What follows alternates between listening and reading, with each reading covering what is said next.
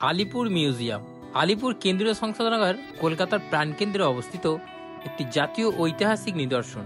এটি কলকাতার জন্য একটি যুগের অবসান, কারণ স্বাধীনতা আন্দোলনের সময় শ্রী অরবিন্দ, তার ভাই বীরেন্দ্র কুমার ঘোষ, নেতাজি সুভাষচন্দ্র বসু, পণ্ডিত জওহরলাল নেহরু, কাজী নজরুল ইসলাম এবং বিধানচন্দ্র রায়ের মতো স্বাধীনতা সংগ্রামী এবং নেতারা বিভিন্ন সময়ে এই কারাগারে বন্দী ছিলেন। এই ভিডিওতে জানবো এখানে আসবো কিভাবে, এখানে কত টাকা টিকিট, সম্পূর্ণ তথ্য থাকবে এই ভিডিওতে। বর্ধমান থেকে আমরা যাচ্ছি কলকাতা আলিপুর জেল মিউজিয়াম। সেটা অনেক দিনের ইচ্ছা ছিল যাওয়ার এবং দেখার ইচ্ছা ছিল, সেটা এতদিন পরে সম্ভব হচ্ছে। আমার সাথে আছে ছোট আর এদিকে আছে রাজ। তো যাই হোক, তো আমরা এখন ট্রেন ধরবো, তারপরে হাওড়া, তারপরে তোমাদের আলিপুর জেল মিউজিয়ামে নিয়ে যাবো। তো চলো আগে আলিপুর জেল মিউজিয়াম কিভাবে তোমরা যাবে সেটাও তোমাদের দেখাবো। তো আমি এখন তো রয়েছি বর্ধমানে। তো বর্ধমান থেকে লোকাল কট সুপার ধরবো, 8:35 আছে 6 নম্বর প্ল্যাটফর্ম থেকে। তো আমরা প্রথমে হাওড়া যাবো, কারণ হাওড়া থেকে আমরা হাজরা মোড় যাওয়ার বাস ধরবো, সেখান থেকে আমরা পৌঁছাবো আলিপুর জেল মিউজিয়ামে। তো জাস্ট বর্ধমানে রয়েছি, বর্ধমান থেকে আস্তে আস্তে যাবো, দেখাবো তোমাদের। তা এখন ঘুরতে পারছি 8:35। তো এখন আর কোনো ভিডিওগ্রাফি করবো না, একদম হাওড়ায় গিয়ে দেখা হচ্ছে। জাস্ট হাওড়া স্টেশনে নামলাম, এখন ঘুরতে পারছে সকাল 10টা। তো হাওড়া থেকে কিন্তু S5 আছে, S10 আছে, S10 SA আছে। এখান থেকে বাসে করে যাওয়া যাবে যদি ভাই মেট্রো। তো যেহেতু আজকে রবিবার, তো মেট্রো বন্ধ আছে। মেট্রো করে কিন্তু রবীন্দ্র যতীন পার্ক যে স্টেশন রয়েছে ওখানে নামতে হবে, ওখান থেকে হাঁটা পথ 1 কিলোমিটার। যেহেতু আজকে রবিবার তো বন্ধ আছে, সেহেতু আমরা এখান থেকে কিন্তু বাস ধরবো। তো বাস ধরে আমরা পৌঁছে যাবো হাজরা মোড়ে। আর যদি যারা ভিডিওটা শিয়ালদা থেকে দেখছো, শিয়ালদার ওখান থেকে কিন্তু বাস ধরে 206 বাস ধরে হাজরা মোড়ে নামতে হবে, তাহলে কিন্তু আমরা আমাদের ডেস্টিনেশন অর্থাৎ আলিপুর জেল মিউজিয়ামে ঠিক ওখানে পৌঁছাবো। তো চলো এখন জাস্ট হাওড়া স্টেশনে নামলাম, এবং হাওড়া স্টেশন থেকে একদম বেশি না, মাত্র 10 টাকা ভাড়া। আমরা বাসে যাবো, তোমাদের দেখাবো। আমার ভিডিওতে হাই করে দিন তো একদম। আমি যখন রিলায়েন্সে কাজ করতাম তখন অনেক ভালো উনি যেতেন, আমাদের ওখানকার কাস্টমার রিলায়েন্সের। তো ওনার সঙ্গে তখন থেকে পরিচয়, আজকে হঠাৎ দেখা, খুব ভালো লাগলো। ভালো থাকবো, সুস্থ থাকবো, আমি থাকবো, একদমই তাই। সমাজকে ভালোভাবে এগিয়ে নিয়ে চলো। হ্যাঁ, সমাজের ভালো বন্ধু, ভালো থাকবেন। লাইক করো, সাবস্ক্রাইব করো, কমেন্টও করো। দাদাকে আমাদের বর্ধমান থেকে আছে।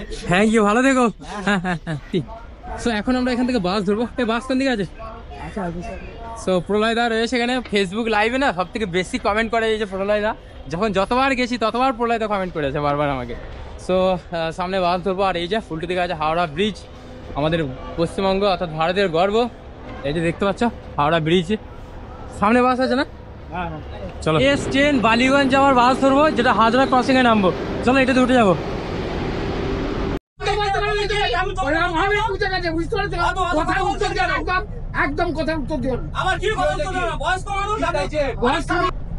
আমরা প্রথমে যে বাসে উঠেছিলাম, একটা লোকাল বাসে উঠেছিলাম, বাট সেই বাসে এত গরমের জন্য আমরা এসি বাসে এসেছি।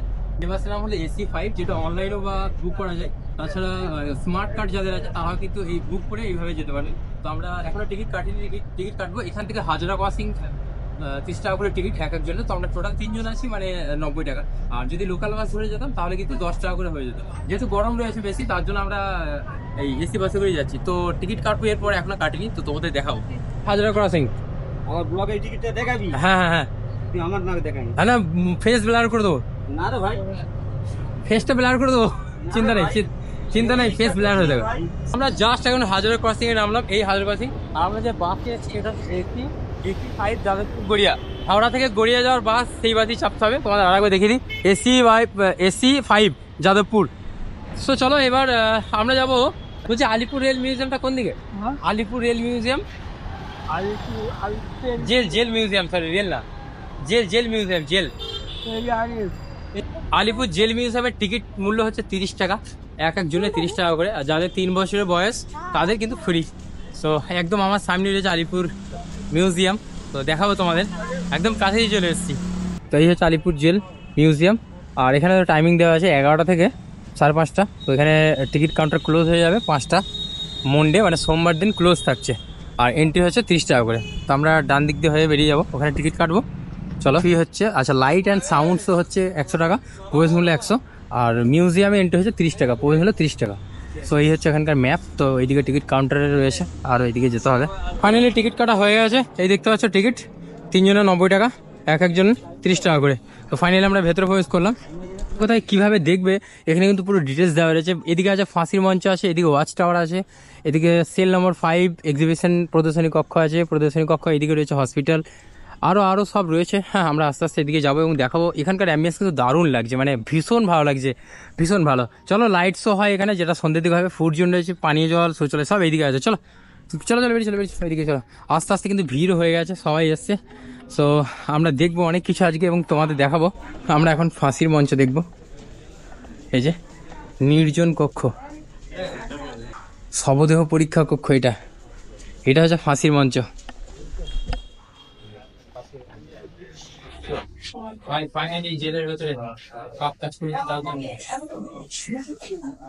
জেলের এটা হচ্ছে ফাইন কক্ষ, এখানে শোয়ার জন্য বন্দিরা কিন্তু এইরকম জায়গাতেই থাকে। আর এই হচ্ছে জেলের গেট, আমি তোমাদের দেখাবো। চলো, হ্যাঁ যাও যাও যাও, দেখো জেলের গেটটা লাগাও। এই যে ফাইনালি আমি গায়ে জেল চলে এসেছি। হ্যাঁ, পাপ কাজ করেছো সেদিনই জেলে গেছো। এটা হচ্ছে বিধানচন্দ্র রায়ের সেল। এখানে কিন্তু বিধানচন্দ্র রায় মহাশয়কে এই জেলেই আটক করা হয়েছিল। এই যে পশ্চিমবঙ্গের দ্বিতীয় মুখ্যমন্ত্রী ডক্টর বিধানচন্দ্র রায় এই ভবনের একতলায় 4 নম্বর কক্ষে 1930 সালের 5ই সেপ্টেম্বর থেকে 1931 সালের 1 জানুয়ারি পর্যন্ত বন্দী ছিলেন। এই সেই সেল। প্রচণ্ড গরম আছে। এইসব জেল দেখলেই বোঝা যায় যে ব্রিটিশ শাসন কিভাবে ভারতীয়দের উপরে অত্যাচার করেছিল। আর এই হচ্ছে সেই সেন্ট্রাল জেল, বহু আগেকার সেই জেল যেখানে বিপ্লবীরা মানে এখানে কিন্তু জেলে বন্দি ছিল। তো চলো এখান থেকে বেরিয়ে আমরা আরও অন্যান্য জায়গাগুলো ঘুরবো। এদিকে আর কিছু নেই, আবার এদিকে বেরিয়ে যাবো। আর এখন প্রচণ্ড গরম, প্রচণ্ড। তবে শীতকালের মতো মজা নেই, শীতকালে ঘুরে বেড়াতে পারলে সব থেকে ভালো। ফাঁসির মঞ্চ দেখলাম, নেহরু কক্ষ দেখলাম, নেতাজি কক্ষ দেখলাম। আর এদিকে কি আছে দেখি, চলো ঘুরে ঘুরে। সত্যি আমাদের ভারতবর্ষের স্বাধীনতা সংগ্রামীরা কত কষ্ট করেছে আমাদের ভারত দেশকে স্বাধীন করার জন্য।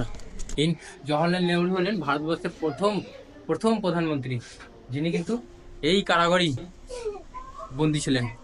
ভাবলেও অবাক লাগে, আমাদের ভারতবর্ষের প্রথম প্রধানমন্ত্রী এই কারাগারে বন্দী ছিলেন।